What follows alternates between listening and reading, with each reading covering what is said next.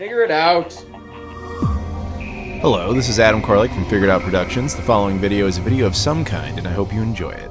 Hey guys, it's Adam here, and today I'm going to be doing an unusual video. I have some news. I'm breaking some news. Sega was cool enough to hook me up with some information, which I'm now going to share with all of you. As a lot of you know, I have a working relationship with them, so it's very cool to be able to do that. So the news is that they've announced 10 new games that are coming to the eventual Sega Genesis Mini, or Mega Drive Mini, depending on what part of the world you're in, and I'm going to be able to talk about those 10 games. So let's just get that out of the way. I'll just say the names real fast.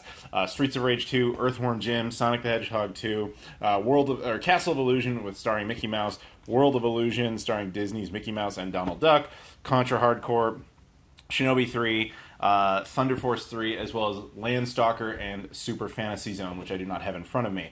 Again, that whole list will be in the description if you're curious. That's the big news. So, yay! Now, if you're not familiar, the Sega Genesis Classic, or Mini, whatever you want to call it, is a product coming by Sega. They announced it last year at Sega Fest. I actually got to be there for that, which was pretty cool. And eventually it's going to have a total of 40 games, is what they announced.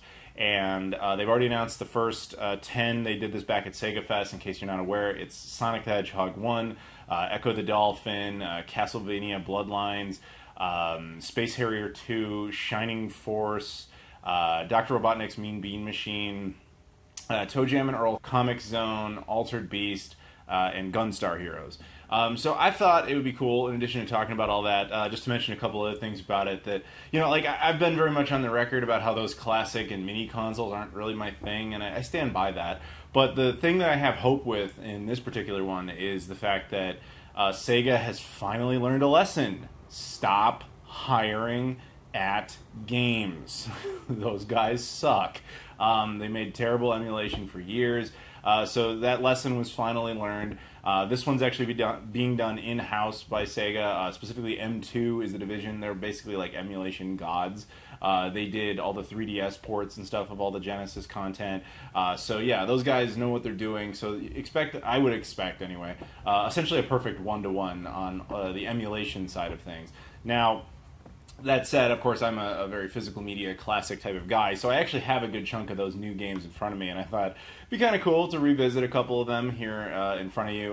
The other thing, before we do that, though, that I want to mention that I think is actually just kind of a neat little factoid about the Sega Genesis Mini, is because this is actually being done in-house and not through... I'm sure you've seen tons of previous like Genesis clones that have been out there for years. I mean, Walgreens and stuff used to sell them, but again, those were by companies like At Games, and they sucked. This one is in-house, and the reason that's special to me is that's the first time Sega has done hardware in-house since the Dreamcast. Now, that's just neat. Look, one way or the other. Like, again, those type of particular devices don't necessarily appeal to me too much, but I might get it just because of that piece of information, but I guess rest assured that at least the product will be solid, so that's cool. But anyway, let's talk about some of the games. Now, of the 10 new ones announced here, I have 8 of them. 3 with the box and 5 that are just loose card. Some of these I've played more than others. Some of them I really haven't. Thunderforce 3, I played a little bit of. Cool shoot 'em up on there. That's really, kind of, to be honest with you, all I actually really remember about this particular game, but very cool that it's on there. And I'm sure, I played a lot of the stuff on the first wave, but I'm sure a lot of people have done talking about that, so let's just focus on this. Shinobi 3, again, a game I played a lot more of back in the day, but I don't have a whole lot of strong memories of it. But yeah, Shinobi 3, Return of the Ninja Master, right there. Contra Hardcore, this is also a pretty cool game. Obviously one of the sequels to Contra. Not one of the more popular ones, but a pretty good game that I'm pretty sure was actually exclusive to the Genesis back in the day. In fact, I would expect that in most cases. I miss that era where third-party games with major franchises could be exclusive to one platform or the other. Like, you had Super Contra on Super Nintendo and then Contra Hardcore on the Genesis, and they're different games. I think I miss that. I'm very, very nostalgic for that type of thing. So, yeah, that's definitely cool. And then a couple of Mickey Mouse games. We have World of Illusion starring me and Donald Duck. Not a huge fan of that guy. I've been putting up with him for a long time. Really sick of his shit. But yeah, he makes me money, so, you know, it's okay. We get along. But anyway, yeah, so there's that game. I don't remember that one too well, but I do remember this one more. Castle of Illusion starring me again! This game game's actually a lot of fun. I'm going to stop doing that because it's just annoying as hell. But, yeah, so that game actually is a lot of fun. I remember the music in that being really cool during the battle scenes and stuff. Really cool platformer available on the Genesis. Very early Genesis game as well. So I was actually pretty surprised when they showed me the list of this that they were getting the Disney stuff in there. So while I don't know the full list, they have made me privy to certain things like that. It gives me hope for certain titles in the franchise. Not Disney specifically, but the fact that they have so much third-party support in there, because there's certain games I know I really want to see on there, just to have them have a second breath of life. Now, one I never expect to see is that McDonald's Treasureland adventure game I've been talking about for a long time. Love that game. I can't imagine that'll happen because of a McDonald's tie-in. But it's reasons like that that I'm more excited about for this type of thing, because that kind of game, which I'm pointing to because it's like right behind me, is like lost to history because so few people ever really got the chance to play it. So having it come back this way, I do kind of like that, so that more people have that option. But yeah, so anyway, hopefully, my point with that though is that certain games will actually have the ability to be revisited, and I like that. And then of course a couple others. We'll start here with Earthworm Jim.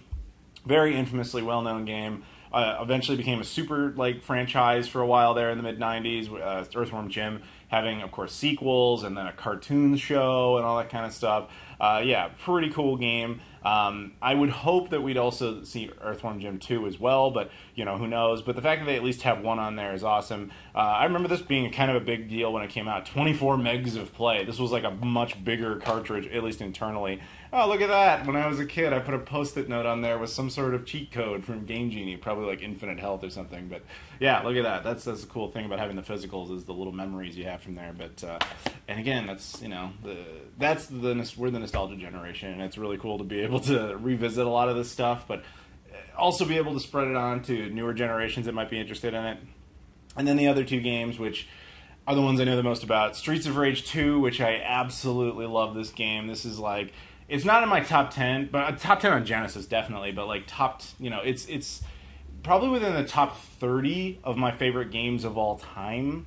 Absolutely love this game. I played this so much as a kid. Like, it was a regular for me. Like, I would get home from school if I could, and I'd just pop this in and play this. Like, I had a couple of games that were just my instant go-tos all the time, and I would just grind on them and play it. And this was one of them. And it was, you know, it was cool. It was a great unifier within my family, because my sister and I would squabble about any number of tons of things, as kids often do. But one of the few things we ever actually enjoyed doing anything together was this game. We would play this. We would both sit down and be like, we're going to make our peace right now, even though we're fighting, whatever. We're going to make our peace, and we're going to play some Streets of Rage 2.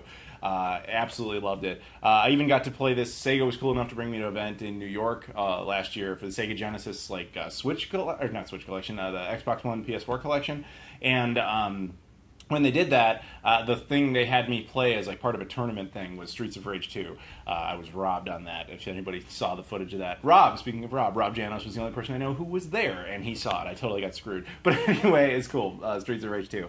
And then the game, my favorite game ever on the Sega Genesis, and one of my absolute top 10s of all time, possibly top 5 of all time, Sonic the Hedgehog 2 for Sega Genesis. Obviously Sega Genesis. Absolutely love this game. I have played this game a million times over. It's a game that I have like instant muscle memory for. I can pop this in and just like, I know the whole thing backwards and forwards. I know this game incredibly well.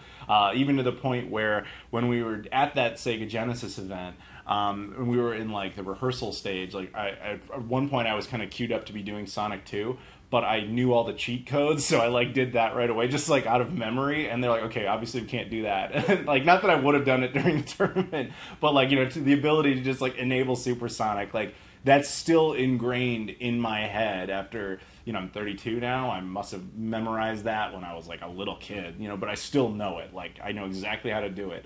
And it's there. So Sonic 2, definitely one of my all-time favorite games. So to see it come back, that one's not super surprising, because obviously Sonic is Sega's thing, and it's a big franchise entity, and it's been re-released a million times, but the idea that it's going to be on there and that it's going to have that perfect emulation, because it really wouldn't be a proper Genesis anything without, Sonic 2 being on there. So the fact that you have that, some of the expected titles that are some of my favorites, but then also having a couple of oddball ones, especially the third-party licensed stuff there, and then just some other games that, like I said, Contra Hardcore, exclusive game here, and a couple of others, and then I don't really have anything else to say, unfortunately, about Landstalker or Super Fantasy Zone. I think I played Super Fantasy Zone like a couple of times ever, but never really extensively. And Landstalker, I'm not going to lie, I don't even really remember.